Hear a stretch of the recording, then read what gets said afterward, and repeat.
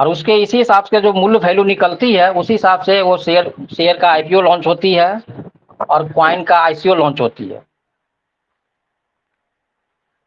मान लीजिए अडानी का एक शेयर का नाम है, हम शेयर पे लेके चलते हैं पहले, फिर कॉइन पे हम आ जाएंगे।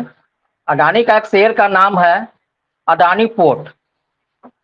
अडानी पोर्ट का काम है समुद्र के किनारे जो बंदरगाह होते हैं और मालवाहक जहाज जो वहां आती है उससे जो रिवेन्यू जनरेट होती है यही उसकी कमाई है।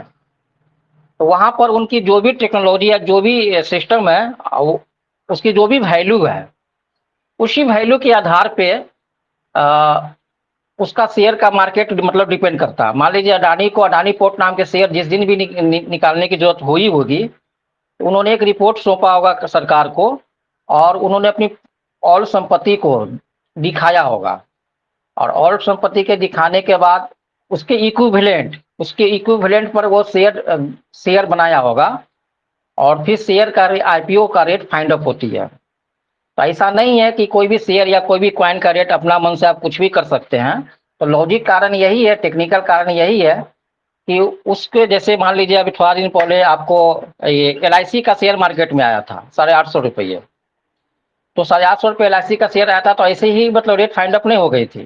तो सारा रिपोर्टिंग करना होता है और उसके कैपिटलाइजेशन का यानी उसका जो मार्केट में जो पूंजी है उस तमाम चीज का मतलब रिपोर्टिंग होती है, उसके अनुसार ही वो उसका रेट फाइंड अप होती है। तो अडानी का शेयर मान लीजिए जो मार्केट में आया था तो उसका वो तमाम फिजिकल कैपिटलाइजेशन, चूंकि वो फिजिकल एसेट है तो फिजिकल कैपिटलाइजेशन में जो भी उसके पास उस इंडस्ट्रीज में जो भी पैसा लगा हुआ है उसी हिसाब से वो शेयर का रेट फाइंड अप हुई थी। इसी प्रकार जितने भी प्रकार का शेयर आती है और उसकी कंपनी में जो रिवेन्यू होती है मतलब कंपनी का जो वैल्यू होता है वही शेयर में चली जाती है। और वो कंपनी में केवल उसका अधिकार नहीं होती है, वो कंपनी में आप पब्लिक के भी अधिकार हो जाती है, क्योंकि पब्लिक जितना परसेंट शेयर को वो खरीद लेता है तो फिर वो सारा अधिकार उसकी हो जाती है। आपने सुना होगा कि ये कंपनी का सीईओ है लेकिन इसकी हिस्सेदारी केवल 10% है, 20% है, 30% है, अक्सर आपने सुना होगा, जबकि कंपनी तो उसकी है। तो फिर पूरी हिस्सेदारी क्यों नहीं है? पूरी हिस्सेदारी इसलिए नहीं है कि उनका जो भी वो अपनी अपनी पूंजी को शेयर बनाया और उसका जो भी अब वैल्यू वो मतलब शेयर में है, वो शेयर किसके पास है? पब्लिक के पास है। तो उतनी हिस्सेदारी पब्लिक की हो जाती है और बाकी जो उसका जो शेयर बच जाती है होल्डिंग में वही उसकी वैल्यू होती है।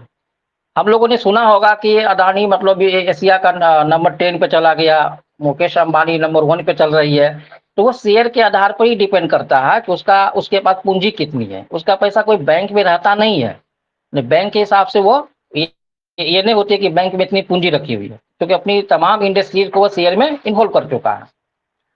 और आपने सुना होगा कि इस कोई तरह की दुर्घटना ही होती है तो फिर शेयर का रेट घट जाती है। तो शेयर का रेट घटने के बाद आपने सुना होगा कि इसकी रेवेन्यू घट गई है, इसके इतने करोड़ की इसकी लॉसेस हुई है, जबकि जो इंडस्ट्रीज है इंडस्ट्रीज में ऐसा कोई प्रॉब्लम नहीं है।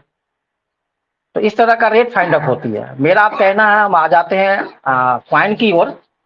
तो जो भी दुनिया का सबसे बेस्ट टेक्नोलॉजी का क्वाइन लॉन्च होती है 10 लाख वही चीज यहाँ भी काम करती है।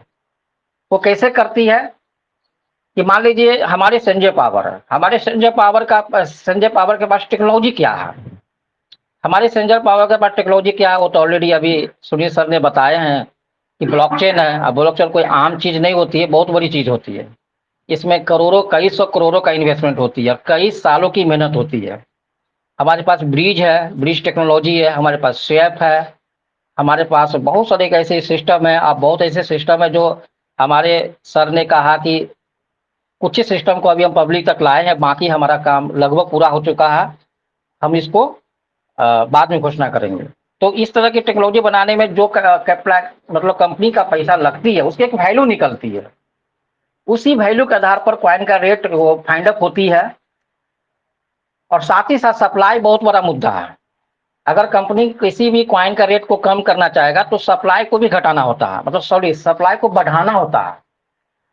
अगर सप्लाई कम है तो फिर कॉइन का रेट बढ़ाना होगा, क्योंकि इक्विवेलेंट वही होगी जो उसकी पूंजी है। मान लीजिए कि मेरे पास 100 रुपया है और उसको हम 5 हिस्सा में बांटना चाहते हैं, तो स्वाभाविक है 20 रुपये के हिसाब से चीजें हमारी बिकेगी। और उसी 100 रुपया के अगर मान लीजिए हम जो है 50 हिस्सा में बांटना चाहेंगे तो स्वाभाविक है उसकी वैल्यू 2 रुपये हो जाएगी। क्योंकि हमको रेवेन्यू चाहिए 50 रुपया ही, हमको रेवेन्यू 100 रुपया ही चाहिए। अब उसको हम 5 हिस्सा में बांटे या 100 हिस्सा में बांटे, तो ये महत्वपूर्ण चीज है।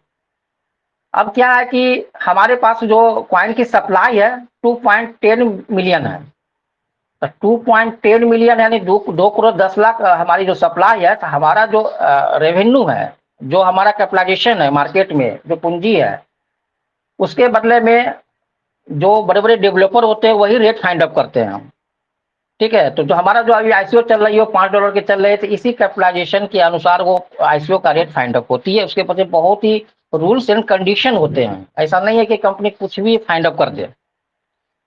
तो उसी हिसाब से यह रेट फाइंड अप होती है। अगर अगर इसी के बदले कंपनी अगर चाहे तो इस कॉइन को 1 बिलियन में भी सप्लाई आराम से चाहेगा, तो मतलब 1 बिलियन कर देनी, 1 करोड़ कर देगा, 100 करोड़ कर देगा सप्लाई। तो स्वाभाविक है अगर 100 करोड़ सप्लाई हो जाएगी तो इसकी रेट घट कर कितना आ जाएगी, 0.1 सेंट।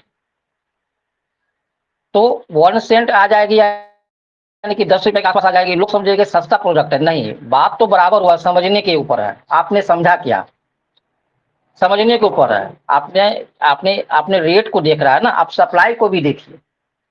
एक एग्जांपल है कि मान लीजिए बिटकॉइन है, और बिटकॉइन बिटकॉइन है, तो बिटकॉइन के जैसा और भी कॉइन्स है। बिटकॉइन कैश है और ई कैश है, वो बिटकॉइन का ही बच्चा है, वो फोर्क होर के बना है बिटकॉइन कैश और मतलब ई कैश। फ्यूचर में किसी भी कॉइन को फोर्क करने की ये मतलब ब्लॉकचेन में ये चीज ऑप्शन रहता है। तो बिटकॉइन मान लीजिए आपको अभी 29 से 30 हजार डॉलर है, लगभग 26 से 27 लाख रुपए की है। और बिटकॉइन कैश की वैल्यू है आपका 210 या $20 के आसपास। लेकिन उसी के बदला में ई कैश है, तो ई कैश की वैल्यू क्या है, 1 रुपया भी नहीं है, 1 से 2 पैसा है। लेकिन तीनों एक दूसरे का पूरक है, फोर्क होके बना है।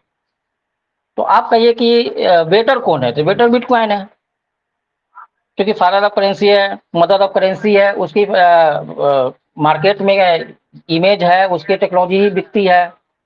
तो कॉइन की संख्या को ज्यादा करके रेट के कमा देना ये महत्वपूर्ण नहीं है। महत्वपूर्ण ये है कि हमारा जो टेक्नोलॉजी है वो बड़ा होना चाहिए, कॉइन की संख्या बहुत कम होनी चाहिए। हमने पहले भी बताया कि कॉइन को हमने 1 करोड़ भाग में तोड़ सकते हैं, तो क्या जरूरत है हम करोड़ों करोड़ की सप्लाई को लावे। अभी आपने देखा क्या कि एक कॉइन था BTT, जो 21 बिलियन सप्लाई थी, 21 बिलियन सप्लाई थी इसकी। और कुछ दिन पहले ये फोर्क हुआ था तो इसकी 21 ट्रिलियन सप्लाई कर दी गई थी। फायदा क्या हुआ, सप्लाई बढ़ गई, रेट इतनी नीचे आ गई कि वहां से लोगों को लग रहा कि ये कौड़ी के भाव बिक रहा है, उसको वहां तक पहुंचने में कितना लंबा समय लगेगा।